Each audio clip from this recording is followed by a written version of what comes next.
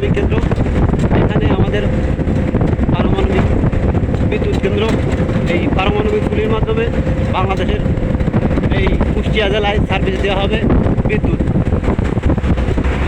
অর্থাৎ বাংলাদেশের একমাত্র পারমাণবিক কেন্দ্র রূপপুর।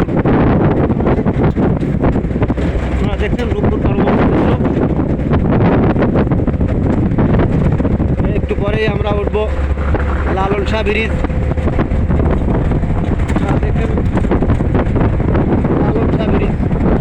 এখন লালন শাহ ব্রিজে উঠবো, অর্থাৎ রূপপুর পার হয়েই লালন শাহ ব্রিজ।